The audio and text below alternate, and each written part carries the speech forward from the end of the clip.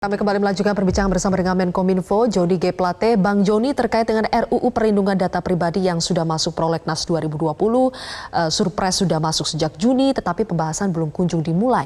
Apa langkah pemerintah untuk mendorong segera dibahasnya RUU Perlindungan Data Pribadi ini? Ya, Silvi, itu surpresnya sudah masuk sejak akhir Januari, awal Februari tahun ini ya. Ya. Dan saya kira DPR juga menyadari sepenuhnya, beberapa anggota pimpinan DPR Komisi 1 khususnya sudah berulang kali mengatakan bahwa dengan situasi terkini di mana data menjadi begitu pentingnya, serangan terhadap data begitu pentingnya, adanya kasus pandemi COVID di mana data lagi-lagi menjadi begitu penting, ya, maka ada kesadaran yang tinggi bersama-sama dengan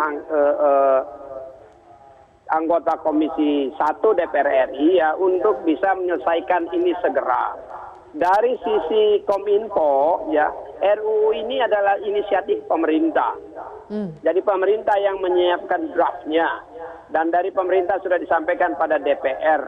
Saya sendiri sudah menyiapkan panitia kerja atau panjanya untuk siap membahasnya dengan DPR. Dan saya mendapat informasi dari DPR juga, Komisi 1 juga sedang mempersiapkan dim-dim dari fraksi-fraksi. Ya. Dan setelah itu Komisi 1 akan membentuk panjanya, baru kita bisa melakukan rapat panja dalam rangka finalisasi.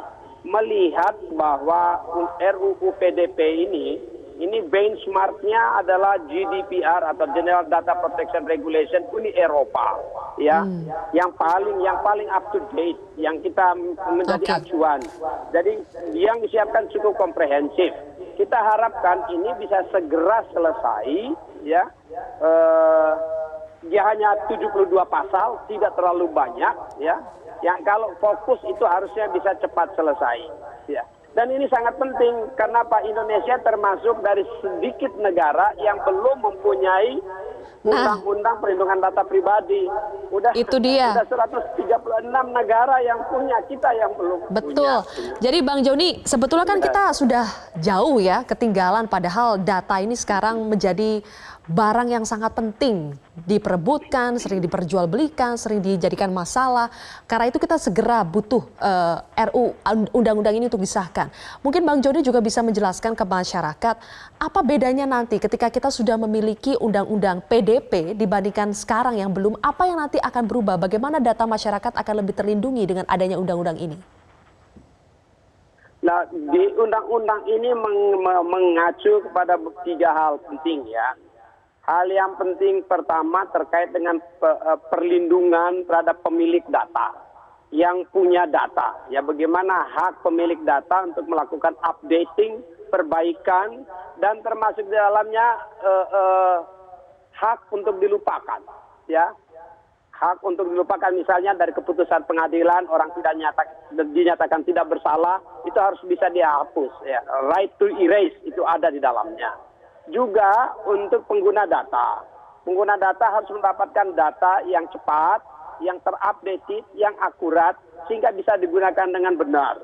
Dan yang ketiga adalah yang terkait dengan flow data. Ya, bagaimana pergerakan data yang dijaga kerahasiaannya dan mengacu kepada lawfulness dan fairness lintas negara misalnya.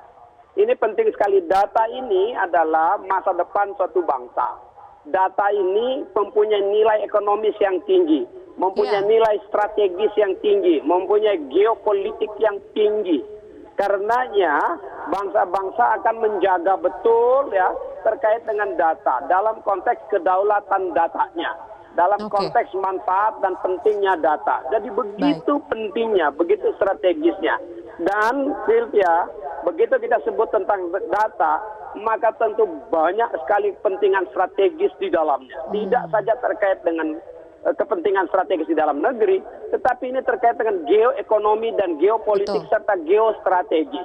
Makanya dalam mengelola data, tentu kehati-hatian di sisi yang satu harus kita jaga, tapi di sisi yang lain ya, relasi dan manfaat ekonomi dari data juga harus kita kelola dengan baik. Disitulah strategisnya dan taktis dalam mengatur, mengelola undang-undang PDP tadi.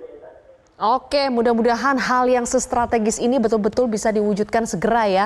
Bang Joni, terima kasih Menkominfo Joni G. Plate telah bergabung bersama kami di Prime Time News hari ini.